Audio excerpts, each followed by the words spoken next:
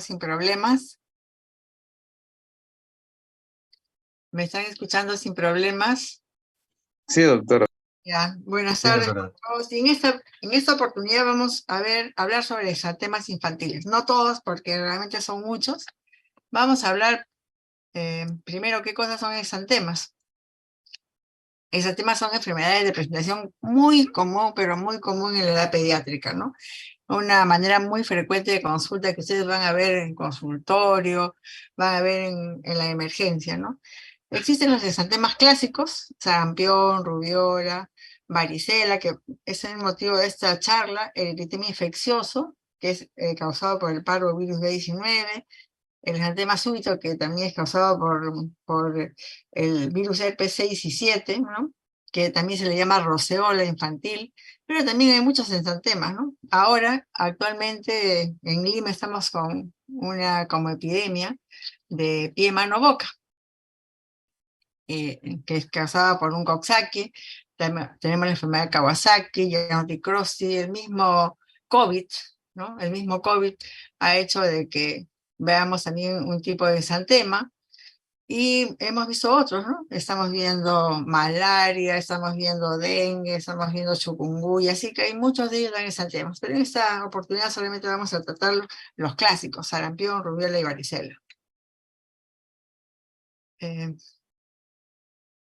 la historia clínica en estos casos tiene un rol crucial. Muchas veces ustedes haciendo la historia pueden dar con el diagnóstico. No siempre es fácil, pero muchas veces sí dar con el diagnóstico, ¿no? Por ejemplo, la cronología de la presentación. Por ejemplo, viene un papá que le dice, no, una mamá que te dice, eh, ¿sabe qué? Mi hijita ha estado con fiebre 2, 3 días y ahora ya no tiene fiebre y de repente, mírela cómo está, y tiene un exantema rosado en todo el cuerpo. Exantema súbito. La característica del exantema súbito es fiebre y varios días, y después del exantema es que aparece primero, después de la fiebre aparece el exantema. Me distraigo porque estoy aceptando a ustedes algunos que están apareciendo que recién están entrando. Después contacto con el mismo cuadro, ¿no? Llega una mamá que dice, doctora, lo traigo porque en el aula está en preescolar y todos están con pie, mano, boca. Ya la misma mamita está diciéndoles a ustedes cuál es el diagnóstico del paciente, pie, mano, boca, ¿no? Inmunizaciones previas, porque si el paciente ya está vacunado, ya pueden ustedes descartar algunas enfermedades. Ingesta o exposición de drogas, porque no solamente uno va a tener un exantema o una reacción de piel con chikungunya, zika, sino también, por ejemplo, haber tomado alguna medicación. Ayer ha empezado con anticonvulsivantes, porque los anticonvulsivantes son muy fáciles de hacer reacciones dérmicas. Entonces ustedes ya van a ver que es porque algo ha tomado, ¿no? Los síntomas prodrómicos, ¿no? Generalmente vamos a ver ahora sarampión, rubiola, estos cuadros van a tener previamente cuadros siempre de gripe, de resfrío, ¿no? Y una epidemiología relacionada con la época del año, ¿no? Generalmente antes de la vacuna de varicela, no sé cómo será ahora, pero los internos que rotaban, al menos en septiembre, octubre, en el hospital, veían muchas varicelas y también muchos se nos contagiaban de varicela. Tenemos muchos internos que se nos han contagiado de varicela cuando han rotado en esas épocas. Eh, Eh, ¿Qué cosa es un exantema? Es una erupción o una eflorescencia que aparece en la piel y va a tener diferentes tonalidades de rojo. Algunas veces puede desaparecer con la presión de los dedos, ¿no? Va a ir de rojo a rosado, como vamos a ver. Pueden ser localizadas, pie, mano, boca, generalizadas, como vamos a ver, sarampión, rubiola, varicela, ¿no? Y también puede ser causada por muchas cosas, ¿no? Por bacterias, vamos a ver también por ahí algún ejemplo, por medicamentos que hemos hablado, o por enfermedades sistémicas como son el Kawasaki o el COVID, por ejemplo, que nos ha dado enfermedades sistémicas, ¿no? Y las lesiones, vamos a hablar un poco, como son mácula, cuando es solamente una lesión plana, pápula, cuando es sólida, pero elevada, 1 centímetro, vesícula, cuando tiene un líquido. Yo creo que muchos de ustedes han tenido varicela, ¿se acuerdan cómo tenían una pequeña vesícula? Y pústula, cuando es una lesión con contenido purulento.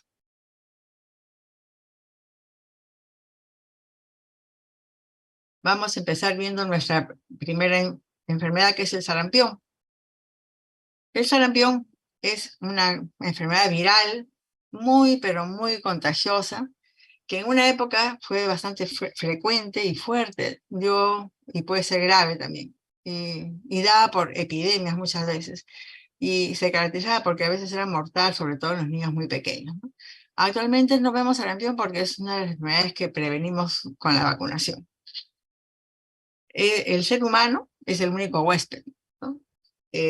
Es un virus de la familia de paramyxovirus, del género morbillivirus, que tiene de 120 a 140 nanómetros, es una ARN monocateriano, y lo principal que tiene unas dos proteínas, que son la proteína H y la proteína F, que son las responsables de la fusión del virus con el huésped. Y el que lo va a recibir en la célula humana va a ser el CD150 o el CD49, 46.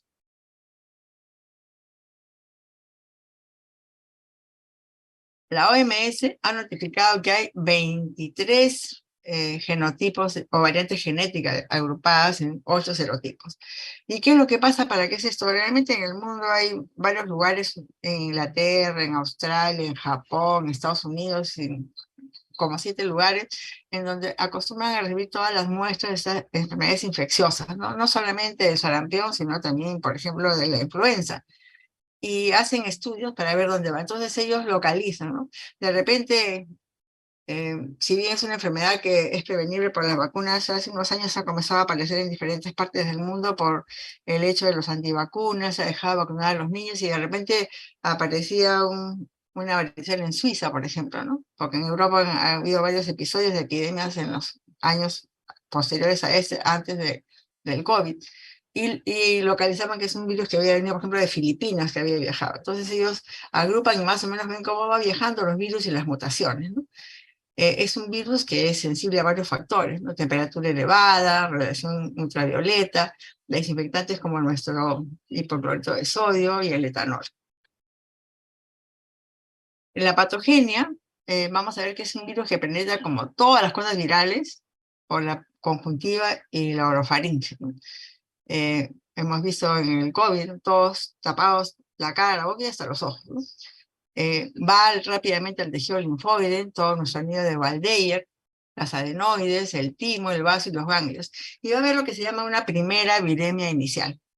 Luego de 14 días que ha entrado el virus, van a comenzar las manifestaciones respiratorias y la erupción en la piel, ¿no? Y no solamente va a empezar las manifestaciones respiratorias con que empiece el virus y después la erupción de la piel, sino que estos virus van a ir a los linfocitos T y va a haber un aumento de las sustancias inflamatorias como citoquinas e interleuquinas. Y esto va a ocasionar que en el cuerpo del paciente que está con el sarampión se instale una debilidad inmune temporal, o sea, se vuelven como inmunosuprimidos. Y esto dura más o menos de 4 a 6 semanas. Por eso es que esta enfermedad es tan grave y por eso que en las epidemias íbamos tan mal con los pacientes. Porque no solamente estaba el paciente con el sarampión, sino que como estaba como inmunodeprimido, pega cualquier germen, ¿no? Y los pacientes realmente estaban hospitalizados y morían, no muchas veces por el sarampión, sino por la complicación que da el sarampión, porque nos da, miren, de 4 a 6 semanas de inmunosupresión. El contagio, muy contagioso, 90%, en un cuarto son susceptibles, alguien tose, 9 se contagian, y el contagio, miren cuánto es, 4 días antes de la aparición del exantema y 4 días después. Entonces, estamos contagiando como todas las enfermedades antes de saber que teníamos sarampión. En la vía aérea era la más frecuente, tos, estornudo, en contacto persona a persona, alguien que te habla, las gotitas de flujo que vamos botando cuando hablamos sin que nos demos cuenta, y además que es un virus que permanece en el ambiente por 2 horas. Alguien tose en un ambiente, se va, alguien entra, respira su virus de sarampión y se contagiaba. Y también existía por los fomites, ¿no? Mantas, abrazos, ¿no? Y lógicamente madre e hijo, vamos a ver que esas 3 enfermedades hay un contagio. Si a la madre le daba sarampión, el hijo también tenía sarampión. Y eso era causa de muchos abortos y muertes fetales. El cuadro clínico vamos a tener que dar un periodo de incubación de 10 a 14 días, ¿no? Hemos dicho que ese es hasta que aparece la primera viremia. Entonces nos contagiamos y dice que 14 días estamos asintomáticos, pero estamos incubando el sarampión. Luego va a venir el periodo de síntomas y signos inespecíficos, o el periodo catarral. O sea, tenemos un periodo de incubación de 14 días, un periodo catarral de 2 a 4 días, en los cuales va a ser no se va a distinguir de un resfrío, el paciente comienza con alza térmica, con eh, goteo nasal, granete de moquitos, pero la característica de este sarampión es que va a tener lo que se llama los 3 catarros: nasal, ocular y orofaringio. O sea, el paciente va a comenzar con los ojitos inflamados, se van a poner rojos y cada vez más rojos, ¿no? Con lagrimeo, llorosos, va a tener mucho moco, catarro nasal, y va a comenzar con un dolor de garganta que le va a ocasionar tos. O sea, que va a estar el paciente con desgano, no va a querer comer, y el triple catarro. O sea, ojos inflamados, goteo nasal y dolor de garganta, que va a ir con tos. Y miren la tos aparece al inicio de la enfermedad. Desde que empieza la enfermedad, comienza con tos por el dolor de la garganta. En esta época, si tenemos suerte de llamar a un niño y ser acuciosos, podemos ver las famosas llamadas manchas de Koplik. Estas duran solamente 24 horas y son unas manchitas blancas, grisáceas en la mucosa yugal, ¿no? Junto al enantema, porque no hay sarampión sin enantema. Miren, si ven aquí en esta plaquita, es como si le hubieran echado un poco de sal a la mucosa yugal sobre unas zonas rojizas que es el enantema. No hay sarampión si no hay enantema. O sea, enantema va a ser la parte esta inflamatoria en la zona de las mucosas, ¿no? Y esas son las manchitas de Koplik. Son difíciles de ver porque es antes de que el paciente presente el exantema característico. Luego de que hemos periodo de incubación, periodo catarral, va a venir el periodo eruptivo. Este va a ser de 5 a 6 días. Y esta lesión va a ser morbilliforme. Vamos a ver después qué cosa hablamos por morbilliforme. Y la característica es que va a ser el cefalocaudal. O sea, va a empezar por la cabeza y va a bajar. Pero no por cualquier parte de la cabeza, sino que va a iniciarse detrás de la oreja, en la zona retroauricular. Paciente que ya cuando en la época de sarampión venían los pacientes y queríamos ver, primero revisábamos si había ahí erupción detrás de la oreja. Detrás de la oreja que continuaba hacia arriba, hacia la unión de la frente con el cuero cabelludo. Ahí empezaba. Detrás de la oreja, luego el cuero cabelludo y luego comenzaba a bajar. La cara, el cuello, al segundo día el tronco y el tercer día las extremidades. Y miren bien, escuchen bien, estas lesiones no pican y tampoco tomaban ni la palma de manos ni la planta de los pies. Toda la piel, pero ni palma de manos ni planta de pies y no picaba. Y lógicamente, conforme estos días que teníamos la erupción, no solamente la erupción, el paciente se continuaba con mucho malestar general, con fotofobia. Hemos dicho que tenemos lesión en los ojitos, ojos rojos, ojos que lagrimeaban, mucha fotofobia. Yo creo que ahora pues uno tiene aparatitos que uno puede regular la luz de la habitación. En esa época no había. Y lo que hacían las mamás en la época más de epidemia, ponían ese papel cometa rojo en los focos para que el cuarto tuviera una luz muy tenue, porque la luz producía mucho malestar a los niños, ¿no? La tos que hemos visto que ha empezado con la enfermedad, la tos que era fea, y fiebre. La fiebre que en esta oportunidad del sarampión, los primeros días es una fiebre muy alta, de 39 grados, pero que al tercer día del exotema comenzaba a disminuir. En esta época decíamos que era la cara sucia sarampiñosa, ¿no? Un niño con toda la erupción, con mocos, con ojos rojos y llorosos, tosiendo. Decíamos, vamos a ver la cara sucia sarampiñosa. Y acá teníamos que tener mucho cuidado, porque hemos dicho que al tercer día bajaba la fiebre. Si el tercer, cuarto día seguíamos con fiebre, ya teníamos que estar pensando de que el paciente se nos estaba complicando. Por lo que hemos dicho que es una enfermedad que disminuye, que hace el paciente que sea un inmunosuprimido por unas semanas. Entonces, si la fiebre era más del tercer día y no bajaba y seguía en 39 grados, ya estábamos pensando que estábamos ante una complicación.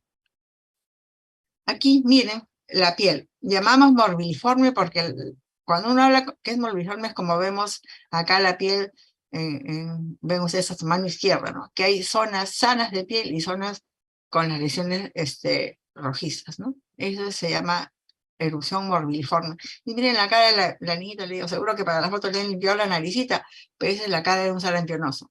toda la carita con erupción, los ojos llorosos, que no toleran, que tienen fotofobia, y mocos, y la tos que no le dejaba. La cara típica de un niño con sarampión. Luego viene el periodo de convalecencia, en la cual hay una descamación leve, ¿no? De manchas residuales, con la piel se pone ya de un color café oscuro, rojo, es como cuando los niños no se bañaban, ¿no? Entonces da un aspecto de carita sucia, y un exantema que desaparece en el mismo orden que apareció. Ahora, en estos casos de sarampión, realmente se me ha pasado una lámina en los cuales, en el Perú, la última epidemia de sarampión fue en el año 1992. No sé si me ha pasado una acá. En el 1992 hubo la última gran epidemia. Mire cuántos pacientes fallecieron por sarampión. Y en el siguiente cuadro, donde decimos que entre el 92 y el 2000, si ustedes restan, ya en los años siguientes solamente fallecieron como 4.000, se infectaron como 4.000 y fallecieron como 40, fue porque después de esta epidemia de 1992, que fue grande, que realmente el hospital del niño no había dónde poner los sarampiones, y no los sarampiones que eran sin complicaciones, eran todos sarampiones que estaban con bronconeumonía, con neumopatías supuradas, con otorreas importantes, con compromiso neurológico. Esa vez fue que a partir de esos años se comenzó a poner la vacuna de sarampión. Como hubo tan fuerte fue ese año, que a partir de ahí se comenzó a usar la vacuna de sarampión, logrando que, miren, en el 2001 fue el último año que tuvimos un sarampión que se contagió por otro sarampión que en Perú. Después ya no hemos tenido sarampiones autóctonos, como que llamamos, ¿no? Hemos tenido, sí, a partir de 2018 y 2019 algunos sarampiones. Pues esos sarampiones han sido niños que han venido de la migración que hemos tenido, de gente no vacunada, y que gente que ha venido con sarampión, porque al menos en Venezuela se ha reportado en esos años que había bastante sarampión. Han venido, pero ¿qué cosa pasó? Se encontraron acá con una población vacunada. Entonces, por más que hubo acá como 49 casos de sarampión, no se hizo ninguna epidemia porque se encontró que los niños estaban vacunados. Y miren en el mundo, ¿no? En el mundo ha habido muchos casos de muerte de sarampión en los años 80, pero en el mundo se ha comenzado a vacunar desde mucho antes. ¿Qué ha pasado cuando se ha dejado vacunar? ¿Qué ha pasado cuando ya no, dice, por esos antivacunas, ya no se han vacunado? Miren, en el 2019, en el 2019, perdón, ¿cuántos casos de sarampión había en Estados Unidos? Un montón de casos, en 31 estados han habido un montón de casos de sarampión. Eso es a causa de los no vacunados. Me había faltado esa lámina. Luego, entonces, ya sabemos cómo es el cuadro clínico de sarampión. ¿Cómo es nuestro diagnóstico? Básicamente es clínico, ¿no? Es típico. Ya han visto la cara de la niñita, ¿no? Epidemiológico, porque si hay epidemia. Pero si tenemos duda, tenemos también el laboratorio, anticuerpos y nuestro PCR que podemos hacer en los pacientes, ¿no? El diagnóstico diferencial va a ser con la rubiola, pero después vamos a ver que la rubiola es también morbiliforme, pero no es tan intenso como el sarampión. La infección por parvovirus B19, donde aquí vamos a ver unas fotos, el exantema súbito, que ya les he dicho que es característico porque fiebre, baja 12 días de fiebre, baja la fiebre y empieza el rash. Y el niño cuando ya tiene su rash, pero ya no hay fiebre. Y la escarlatina, ¿no? Que la escarlatina es un ejemplo, porque no es por un virus, sino es por una bacteria, pues el estreptococo beta hemolítico grupo A. Acá tenemos, por ejemplo, el eritema infeccioso. El eritema infeccioso que están viendo ahí, que es por el parvovirus B19, es característico sino de la cachetada. Es como si hubieran tenido una cachetada a los niños. Tienen las mejillas rojas, rojas, rojas. Tienen la cachetada que es típico del parvovirus. Y acá, el del otro lado, el que está a la mano derecha, ahí lástima que no se ve la zona de la quijada, pero en ese niño hay una diferencia. Ven que la parte eritematosa va hasta abajo. Y esa es característica de nuestros pacientes que tienen escarlatina. Los pacientes que tienen escarlatina vienen con fiebre alta, es diferente. Uno les toca la piel, es una piel que parece lija. Si uno toca esa parte rojita del niño, parece una lija. Y tiene la zona de la nariz y la boca blanca. Es una cosa muy típica que ustedes cuando tengan oportunidad de ver, típica. Toda la zona de la nariz y la boca blanca y el resto del cuerpo así rojo como ustedes ven eso. Y si lo tocan, es una piel de lija. Las complicaciones van a ser múltiples. Es un niño que tiene las defensas bajas, va a tener complicaciones en todos los órganos, gastrointestinales, de estomatitis, va a ser hepatitis, hasta apendicitis pueden hacer esos niñitos por inflamación en la parte linfática, pero las más terribles van a ser las respiratorias, ¿no? Y entre ellas las bronconeumonías y las neumonías, ¿no? Las bronconeumonías que no son muy simples, ¿no? Eran bronconeumonías que llevaban a hemopatías supuradas. Las salas del Hospital del Niño en esa epidemia del 92 estaban llenas del tubo de drenaje de los niños. Y al final incluso estas bronconeumonías o neumopatías supuradas dejaban secuelas en los niños como bronquiectasias, ¿no? También neurológicas, ¿no? Porque existe la encefalopatía por el sarampión, que es por el mismo virus, ¿no? Es por el mismo virus y que es una consecuencia de una reacción autoinmune que se da durante el exantema, ¿no? Que desaparece más o menos al quinto día del niño, ¿no? Hay meningoencefalitis, Guillain-Barré, puede dar miocarditis, y esto es lo que se veía mucho en la parte de los ojitos, sobre todo en los niños desnutridos. Los niños desnutridos hacían retinitis y hacían una neuritis retrovulvar que los llevaba a la ceguera, ¿no? En esa época que había muchos coaches con marasmo, cuando veíamos a esos niños que daba sarampión, el niño que sobrevivía a la infección generalmente quedaba ciego. Y no solamente esas infecciones que son durante que el niño está con el sarampión, sino que también existe una infección tardía que se llama panencefalitis esclerosante subaguda, que es una enfermedad, una infección persistente, parece que es una forma mutante del virus del sarampión, que da una respuesta inmunológica muy tardía, con una desminimización perivenosa, que muchas veces, la mayor parte de veces, lleva a la muerte al paciente. Y esto se ha constatado, y eso aparece muchos años, 7, 8, 9 años después de la infección. Entonces, ustedes revisan literatura de niños que dice que encontraban después de 7, 8 años que comenzaban a tener esas características de convulsiones, cambio de personalidad, y lo que han encontrado es cuando hacían punción del líquido cefalorraquídeo, encontraban que habían títulos elevados de anticuerpos para sarampión y líquido cefalorraquídeo, y habían tenido hacía 7, 8 años de sarampión. Esa es una complicación tardía que da la enfermedad, que se describe que da la enfermedad. El tratamiento es viral, mientras sea solamente sin complicaciones, va a ser sintomático, con el paracetamol, ver una adecuada ingesta de líquidos, porque hemos dicho que tiene un catarro conjuntival con ojitos llorosos, la nariz con moco y la orofaringe, con la tosecita que le va a dar, que a veces los niños no van a poder comer bien. Solo que debemos ver, es más bien ver una buena nutrición y una buena ingesta de líquidos. Y por esas lesiones de la neuritis retrovulvar que llevan a la ceguera, por esas lesiones oculares, la OMS recomienda dar vitamina A, 200.000 unidades por día por 2 días a los pacientes que tienen sarampión. Lógicamente que eso es al paciente que está sin complicaciones, porque el paciente que se complica tiene que hospitalizarse para, lógicamente, según lo que presenta, dar el tratamiento respectivo antibiótico, ¿no? La prevención es la vacuna, una vacuna que tiene más de 50 años de uso.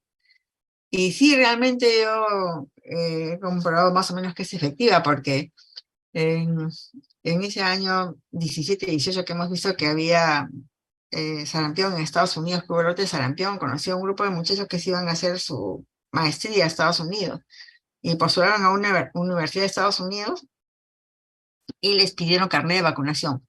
Como ellos eran ya como de 30 años, ninguno tenía carnet de vacunación, así es que yo digo, lo único que tienen que hacer pues irse a ROE, hacer su dosaje de anticuerpos para ver cómo están con sus anticuerpos. Fueron a ROE, se hicieron sus dosajes y a pesar de que tenían 30 años por lo menos de haber recibido su vacuna, todavía tenían anticuerpos, y eso fue lo que mandaron a Estados Unidos para que los admitieran en Estados Unidos, que en esa época temían porque estaban con la epidemia de sarampión, ¿no? Ya ustedes han hecho su clase de inmunizaciones, saben que una primera dosis entre los 2 y 15 meses y una segunda dosis entre los 4 a 6 años. Y al que le da sarampión, tiene una inmunidad permanente. Vamos a ver con la varicela, que es una enfermedad que me imagino que todos conocen porque a la mayor parte les ha dado, ¿no? La vacuna obligatoria de varicela, recién gratis, desde unos años. Antes no había vacuna o costaba como 200 soles ponerse la vacuna. O sea, muchos, seguro que ustedes han tenido varicela, ¿no? Que es una enfermedad viral también, que tiene fiebre, malestar, pero lo fastidioso de la varicela es la erupción pruriginosa que produce, ¿no? La picazón que da, ¿no? Dependiendo del grado de varicela que te dé, que es lo más fastidioso, ¿no? Y es la otra era cefalocaudal, este es centrípeto, ¿no? Siempre van a ver que las varicelas llegan con lesiones en cara y tronco. Es primero la parte central. En cambio, sarampión era cefalocaudal. Y las erupciones que tienen se caracterizan por tener pleomorfismo. O sea, en la varicela vamos a ver pápulas, vesículas, ulceritas que dejan las vesículas y costras. Bueno, cuando comienza la pápula y la pápula se vuelve vesícula, cuando está en vesícula aparecen otras pápulas y esas van avanzando y hay como 4 o 5 brotes que hay. Entonces uno en el paciente encuentra a la vez pápulas, vesículas, úlceras y costritas. Todas las lesiones se encuentran a la vez. Es un virus de varicela zoster, que es el virus hominis tipo 3. Es endémica con ciclos epidémicos. Ya les he dicho que tuvimos que los que rotan generalmente aquí en Perú, donde más vemos, es en los meses de septiembre, octubre, ¿no? Con muchos contagios, incluso de nuestros internos. Es más frecuente en primavera, invierno. El humano es el único reservorio. El contagio es como cualquier enfermedad infecciosa, las gotitas de flujo, el contacto con las vesículas, ¿no? Salivas y fomites. Y también, como es igual que la otra enfermedad, hemos visto que hay una transmisión vertical intrauterina y perinatal, con una contagiosidad muy elevada, ¿no? Y muy elevada, y dice que esta contagiosidad es de acuerdo también a la carga viral. Antes se decía que esta enfermedad era la muerte del quinto hermano. ¿Por qué? Porque conforme más carga viral, la enfermedad es más florida. Y yo me imagino que el quinto hermano decían porque era el más pequeño incluso de la casa y que tenían todos los hermanos varicela.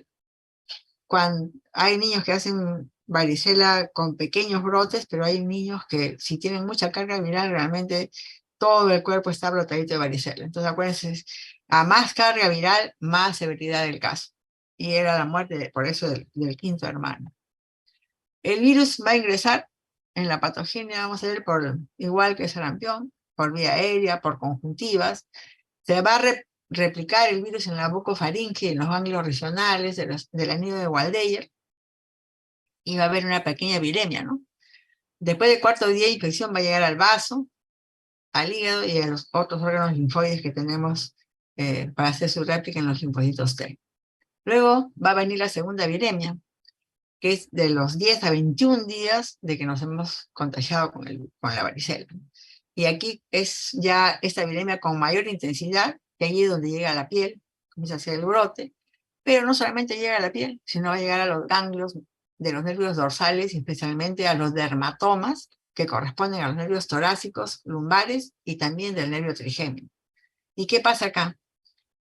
Este virus se queda latente, se queda dormido en estos dermatomas, esperando que en cualquier momento de nuestra vida, si hemos tenido varicela en algún momento, hagamos una situación de inmunosupresión y de origen a lo que llamamos el herpes zóster que vemos en el adulto, en el cual vemos que justamente aparece la erupción en los dermatomas, ¿no? Torácicos, lumbares o el nervio trigémino, y ahí se ven pues que describen en el herpes zóster los racimos de uvas, ¿no?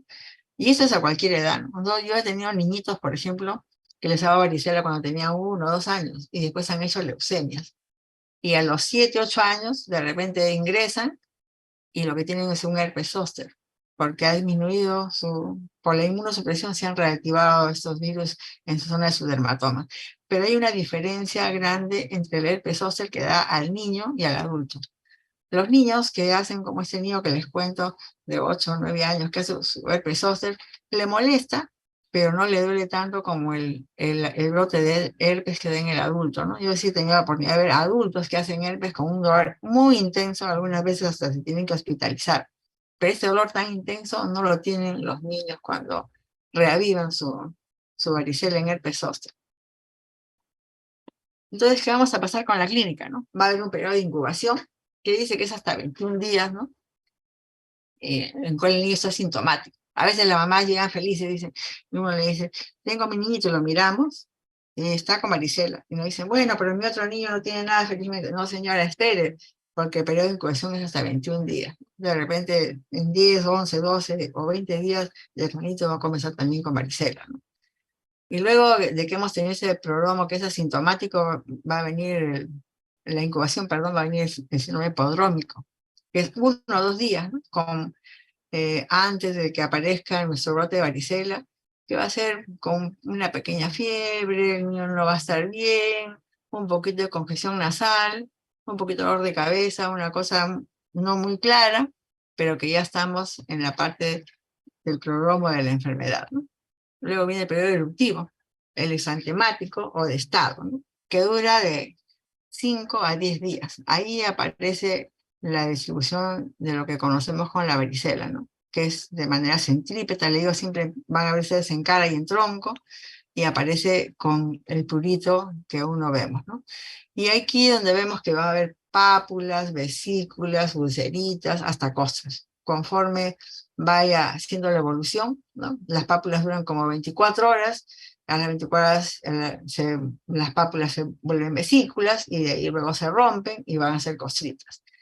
La característica es que podemos ver, como he dicho, es pleomórfico todas las lesiones al mismo tiempo porque son como 4 o 5 brotes de pápulas que varían a vesículas y luego llegan a costras. Y este brote puede cubrir todo el cuerpo.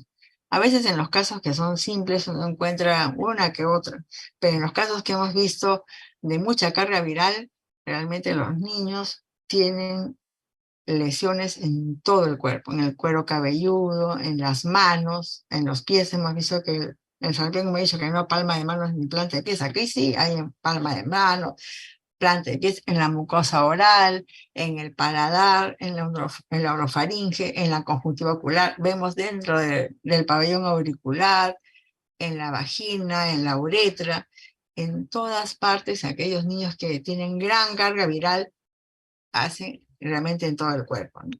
Y no solamente tienen el prurito que les molesta, sino malestar general, tos, mialgias, no quieren comer, sobre todo aquellos que tienen lesiones en la boca, y algunos pueden tener incluso síntomas gastrointestinales. Conocemos todo el sarampión, ahí están las vesículas características del sarampión, y vemos los niños que tienen en todo el cuerpo las lesiones. Muchos de ustedes seguro que recuerdan haber tenido sarampión. El diagnóstico plantea pocas dudas diagnósticas, pero, porque hay historia de contactos, pero puede haber alguna duda diagnóstica. Por ejemplo, les he comentado que hay una enfermedad que se llama pie, mano, boca. También hay vesiculitas y lógicamente es en pie, mano, boca. Pero hará unos 5 años vino una variante porque todos esos virus varían y también comenzaron a tener vesiculitas, esas lesiones en la parte superior del tronco. Entonces, cuando hay duda, podemos hacer nuestro PCR, cultivo de virus, serológicas, pero también existe una prueba que se llama el test de Sank, que a veces es más fácil que hacer la serológica, a veces no hay en los hospitales, ¿no? Este test de Sank, vamos a ver cómo es el test de Sank ahorita, donde lo que vamos a ver son unas células multinucleadas gigantes que son típicas de la varicela. Y ese es el test de Sank. Para hacer el test de Sank lo que se hace es, uno ve una vesiculita, la rompe la vesícula, raspa la parte de la piel que está bajo la vesícula y la pone en una lámina. Y eso uno lo manda a colorear a patología, y patología ve esas células gigantes multinucleadas que son típicas. Es una forma más fácil a veces que pedir que nos hagan PCR, inmunoglobulinas que a veces no tenemos en los hospitales. Pues ese test de sangre, en el hospital al menos varias veces nos ha ayudado cuando hemos tenido alguna duda diagnóstica. El contagio va a ser, el sarampión era 4 días antes y 4 días después, y acá es 2 días antes y hasta 5 o 6 días cuando escuchen todas las lesiones están en costra. Y acá hay que tener cuidado, porque los inmunodeprimidos a veces contagian mucho más tiempo. Las enfermedades de los inmunodeprimidos muchas veces son mucho más largas. Entonces, cuando tenemos a un paciente, tenemos que tener mucho cuidado de revisar todo el cuerpo para ver que toditas las lesiones estén en costra para decir que no está contagiado. Y mucho cuidado con el paciente inmunosuprimido que ha hecho el sarampión, porque él puede contagiar un poco más de tiempo. Las complicaciones van a ser básicamente las más infecciones van a ser las de la piel, ¿no? Eh, este, celulitis, más ser abscesos, y depende a veces del germen, 1 o 2 años antes de la pandemia y antes de que se decidieran poner la vacuna, y creo que por eso la pusieron, hubo una epidemia de sarampión, porque viene por rachas el sarampión, donde parece que era muy virulento el germen. Y tuvimos muchos pacientes complicados en todos los hospitales, ¿no? Pacientes que nos hacían fasciitis necrotizante, que requerían después entrar a la sala, pacientes que nos han hecho hasta shock tóxico por eso, ¿no?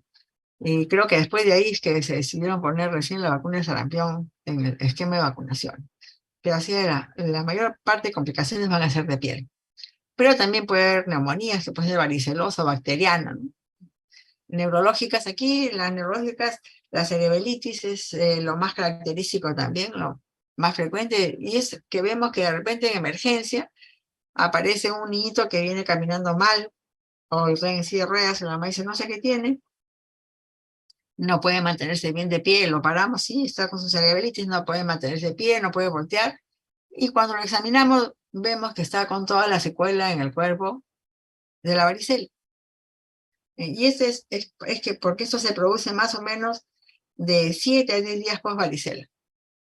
De 7 a 10 días post varicela a veces aparece esta complicación que es la cerebelitis, ¿no? Que se ve sola, solamente hay que observar al paciente, no requiere ningún tratamiento, pero pueden ver ustedes. El clásico, llega caminando mal, signo de cerebelitis y con toda su piel todavía que tiene la secuela que tenía varicela. Otra cosa que se describe bastante es el síndrome de Reye, que es una encefalopatía hepática, que no solamente se describe en esta enfermedad, sino también en la influenza, por ejemplo, pero en esa enfermedad se escribió la primera vez, creo, o lo más frecuente, y era por el uso de eh, ácido acetilsalicílico junto con estas enfermedades. Por eso ustedes van a ver que ácido acetilsalicílico, aspirina, no usamos casi en niños.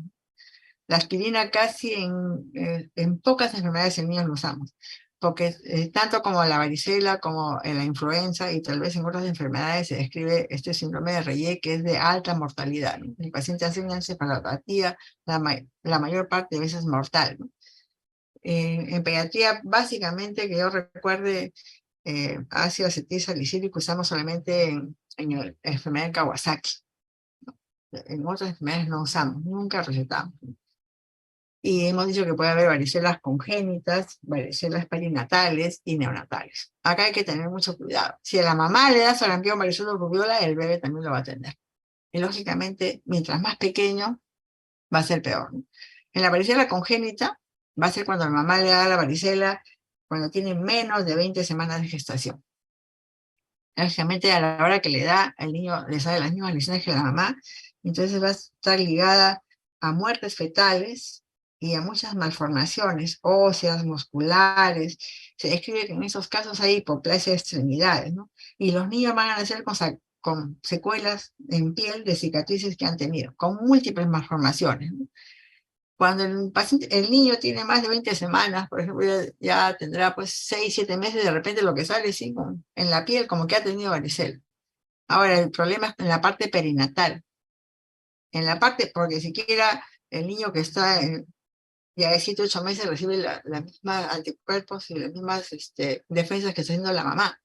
En cambio, en la parte perinatal hay un problema, y es justamente, mire, escuchen bien, el niño que la mamá tiene 20 o 21 días antes, hasta 2 días después de parto, a la varicela. ¿Por qué? Porque el niño se ha contagiado, pero van a ser sin signos de varicela. Pero cuando el niño tiene de 5 a 15 días, va a brotarle la varicela, porque lo que ha hecho es pasarle la varicela para que el niño haga su periodo de incubación en esta época. Y la varicela en los niños puede hacer enfermedades diseminadas muy, muy severas. Las neonatales serían aquellas que la mamá hace la varicela cuando el niño ya ha nacido, y de repente dándole de lactar y en contacto con, hemos dicho que las vesículas también producen contagio, de repente sin darse cuenta dándole de lactar puede contagiar al niño, ¿no? La neonatal es cuando ya en el primer mes. Pero acuérdense la perinatal, si la mamá tiene varicela 21 días antes de dar a luz, hasta 2 días después de dar a luz, generalmente es la varicela perinatal, en el cual el nieto nace bien, pero en los siguientes días va a ser varicela. El tratamiento es la molestia de la picazón. Ahí hay que tener mucha paciencia y hay que estudiar a los papás, ¿no? Hemos recibido niños que realmente no sabíamos qué era, porque llegaba una cosa pintada de violeta, porque las mamás piensan que pintándolo con violeta genciana le iba a pasar. Y realmente pintado todo el niño de violeta, porque tenía varicela en todo el cuerpo, no nos deja ni siquiera distinguir si el paciente, la lesión está bien o está complicándose en piel, ¿no? Entonces hay que decirle que no violeta genciana. Peor, hay mamás que venían y les habían dicho que no los bañaran, y como les picaba les echaban talco, y como en las vesículas siempre sale algo de líquido, se habían hecho unas cosas almazadas en el cuerpo. El resultado, el paciente con una celulitis, vende que hacían abscesos, ¿no? Entonces hay que decirles que esas cosas no son las adecuadas a las mamás, que al contrario, tienen que bañarlos todos los días con agua tibia, tienes que bañarlo con, bueno, pues avena coloidal o eh, a jabón de avena, porque tampoco es para que lo bañen con desinfectantes, porque lo único que va a hacer van a irritar la piel del niño y va a hacer que tenga más escozor. Tiene que ser un jabón suave, jabón de bebé o jabón de avena, y que tiene que mantenerlo fresco al niño, no tienen que abrigarlo tampoco, porque el sudor y el calor va a aumentar la picazón. Hay que cortar las uñas de los niños. Y para ayudar de repente, bueno, vamos a emplear dos cosas. Nuestra famosa clorofeniramina, antihistamínico, que vamos a dar, acuérdense la dosis, 0,35 por kilo, pero esto es dividido en 3 dosis. Y luego podemos ayudar a nuestro niño poniéndole paños tibios, completas húmedas en las zonas que más les pican. Y si hay fiebre, paracetamol. Y nunca, nunca aspirina. Y también los AINES, ¿no? El ibuprofeno también está ligado. Hay algunos reportes de que también puede dar el famoso síndrome de Reye. O sea, lo que hay que hacer todo es instruir a la mamá de cómo aliviar esos 5 o 6 días que van a ser los días de brote de la varicela, ¿no? Lógicamente que si mi paciente ha hecho celulitis, ha hecho un absceso, tiene alguna complicación, tenemos que hospitalizarlo para manejarlo y darle tratamiento respectivo, siempre con un cultivo previo, porque en pie lo que tenemos es estafilococo y también tenemos estreptococo. Aunque el antibiótico que le damos es para los dos, la oxacilina o la vancomicina, es preferible tener un cultivo previo, ¿no? Luego existen antivirales para, el aciclovir está indicado también en varicela, pero no en todos los pacientes. El aciclovir, según las guías, solamente está indicado en un tipo de pacientes, los inmunocomprometidos, que hemos dicho que deben hacer, lógicamente, cuadros más severos y además contagian más tiempo, en pacientes que hacen enfermedad grave, ¿no? Aquellos que hacen fasciitis necrotizante o aquellos que están con shock tóxico, tengo que usar el aciclovir, ¿no?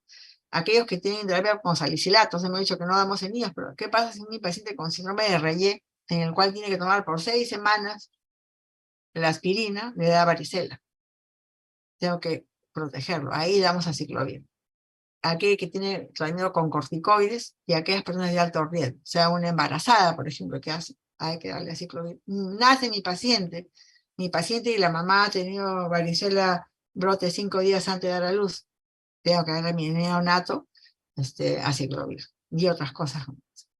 En los neonatos, si por casualidad la mamá ha tenido varicela, no solamente vamos a darle aciclovir, sino a esos niños también está indicado dar inmunoglobulinas específicas para varicela zóster, ¿no? O sea, la mamá tiene varicela, nace el bebé, nace el bebito, hemos dicho que nace y seguramente no está en ese momento con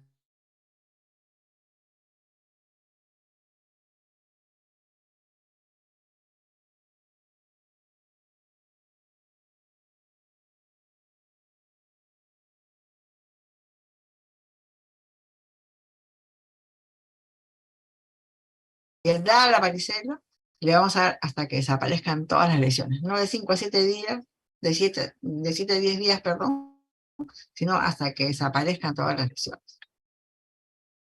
El diagnóstico diferencial va a ser con impétigo buloso, pero ya vamos a ver unas figuras, es mucho más, las lesiones son mucho más amplias, son diferentes, La escabiosis, que es el rascarrasca, es por la picazón. Alguien llega rascándose, bueno, o es varicela o es de repente que tiene su rascarrasca, ¿no? El prurigo, que vamos a ver algunas fotos ahí, o hemos puesto erupciones por el cosaque, que le decía que es el pie mano boca, que a veces puede ser de que hay en otra parte del cuerpo y pueda confundirnos, ¿no?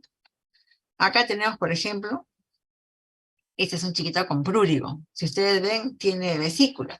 Pero si ustedes las tocan, las vesículas son vesículas duras. En cambio, la vesícula de la varicela, uno lo toca ahí friable, rápidamente se rompe la vesícula. Aquí uno lo toca a la niñita y son vesículas duritas. Ese es un prurigo infantil. Y este de acá es un impétigo, ¿no? Lógicamente que hay vesículas, pero son más grandes, son diferentes, ¿no? Y eso es por estreptococo. Y hay una diagnóstico diferencial con la viruela también. Y existe una varicela que se llama varicela varioloide.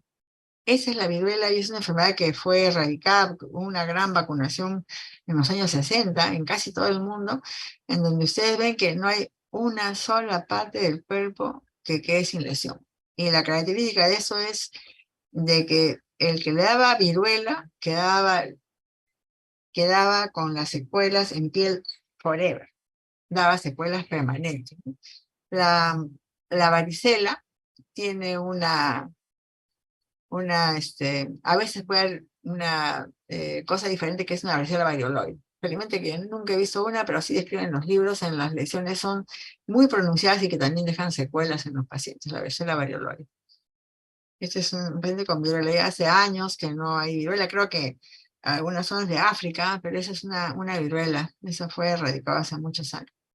La prevención, las vacunas que ustedes conocen, que se están poniendo felizmente ya hace unos años acá, que está en el programa de vacunaciones, y que es la primera dosis en los de mayor de un año, de 12 a 15 meses, y con una segunda dosis entre los 4 y los 6 años.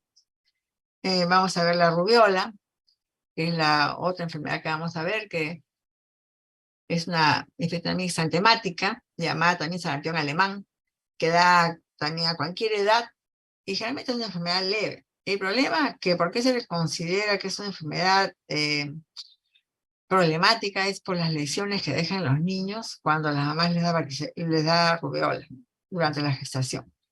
Es un virus de la familia Togaviridae, es un rubivirus inestable que se inactiva por solventes grasos y por el uso ultravioleta. Es distribución mundial, más frecuentes en primavera, afecta más entre los 3 y 7 años y muchas veces son subclínicos, a veces no se dan mucha cuenta de que están con rubiola, ¿no? A veces la mamá más llega, porque en la rubiola también da adenopatías. Muchas veces la mamá viene porque le siente adenopatías que le duele. Y cuando uno mira y dice, señora, ¿y cuándo aparece este rash?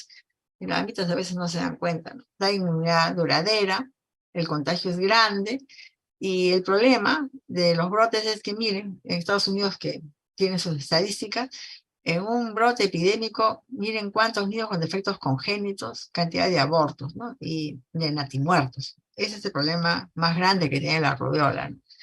El contacto es igual por vía aérea, superficies contaminadas, y atraviesa la placenta, infectando el feto en formación, ¿no? ¿Y qué pasa? Que detiene la multiplicación celular. Vamos a ver qué consecuencias tienen. El periodo de incubación también es entre 14 y 21 días, asintomático, y el periodo prodrómico es de 2 a 5 días, que a veces pasa inadvertido. Muchas veces las mamás dicen que no ha estado ni resfriado, ¿no? Pero algunos niños pueden tener algo así como un resfrío leve. Y viene luego el estantemático, que es de 3 a 5 días, ¿no? Que es un exantema maculopapular eritematoso, que es cefalocaudal igual que el sarampión, pero es rosadito, no es tan intenso, tan rojo como el sarampión y las otras enfermedades que hemos visto. También puede haber enantema, pero el enantema, que son las manchas de Horkheimer, están en el paladar blando, ¿no? Que son difíciles de ver, ¿no? Y lo que les decía, ¿no? Que está ligado a linfadenopatías, que son en la región suboccipital, retroauricular, cervical, que son dolorosas. Y a veces las mamitas van más por estos dolores que sienten que los niños les duele el cuellito que por el rash, ¿no?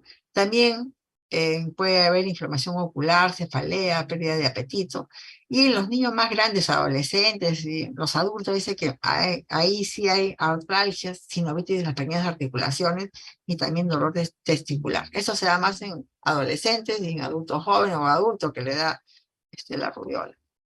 La convalecencia es de 1 a 2 semanas, donde hay una descamación. Y acá hay que tener en cuenta algo. Miren cuánto el tiempo es el contagio. 7 días antes hasta 7 días después del exantema. Aquí hay que tener cuidado porque los papás, como los ven bien, los mandan al colegio. Al niño sobre todo.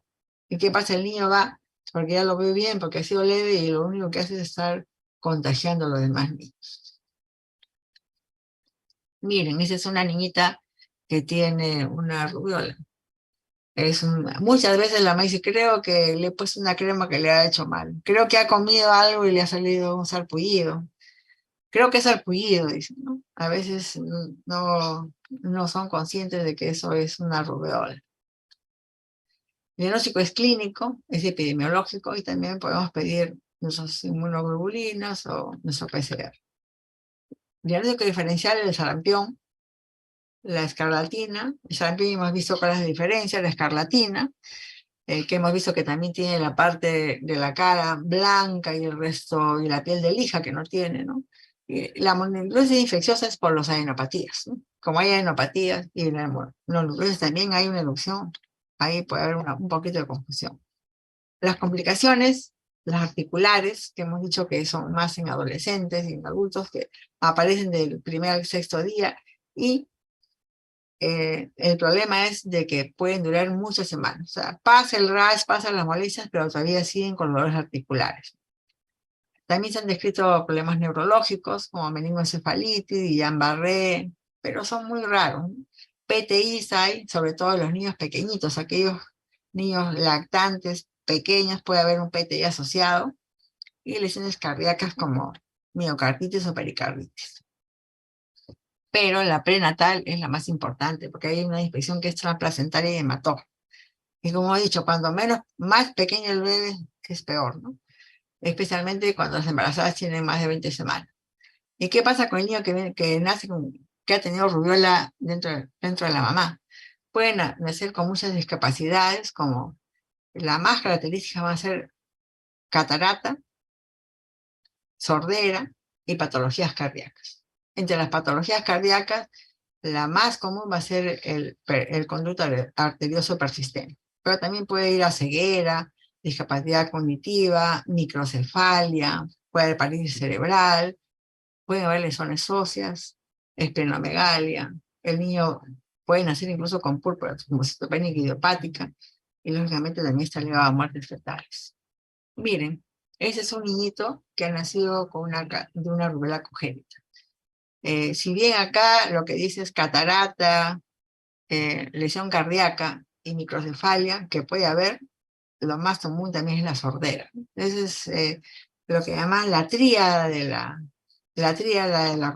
rubiola congénita, ¿no? Sordera, catarata y cardiopatía. La persistencia del túbulo arterioso es la más frecuente y también la estenosis pulmonar. Y desde que nace el niñito uno nota la catarata. Ese niñito que vemos acá también tiene microcefalia de la foto. El tratamiento, lógicamente, es sintomático. Sí, en los casos de artritis, antiinflamatorios no esteroideos. Cuando hay PTI, solamente hay que esperar cómo va el paciente, ¿no? Evaluarlo, se autolimita. Lógicamente hay que evitar personas susceptibles. Muchas veces, cuando los niños nacían así con sordera, con catarata, que es lo más evidente, le decíamos a la mamá, señor, ¿usted tenía alguna enfermedad? Y decían que no. Pero decían, sí, creo que cuando recién estaba embarazada, comí pescado y me intoxiqué. O sea, como las lesiones a veces son leves, a veces las mamás confundían de que lo que habían tenido era una intoxicación, que se habían puesto algo y les había caído mal, no asociaban que habían tenido una rubiola, ¿no? Pero eso se evidenciaba cuando nacía el bebé. La prevención, la vacuna, tenemos la triviral que ya todos conocen, primera dosis igual que las otras, entre los 12 y 15 meses, y la segunda dosis de 4 a 6 años. Acá la lactancia materna, igual que en el sarampión, cuando vi el primer sarampión, decía que si a la madre había tenido sarampión, protegía a los niños hasta los 6 hasta 9 meses. esa vez que hubo la epidemia grande de sarampión, se comenzó a vacunar a los 9 meses, a pesar de que sabía que a esa edad todavía no hacían buenos anticuerpos, justamente para protegerlos, porque decían que hasta antes, de repente, el niño que lactaba estaba protegido por la lactancia materna. Y luego a esos chicos se les revacunaba, ¿no? En esas épocas venían una dosis más de sarampión en la época de la epidemia. Bueno, creo que eso es todo. No sé si queda alguna pregunta porque ya tienen que entrar a la clase. ¿Alguna pregunta, alguno de ustedes? ¿Alguna pregunta?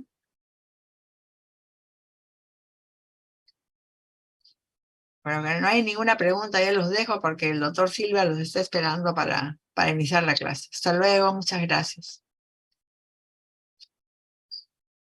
Gracias, doctor.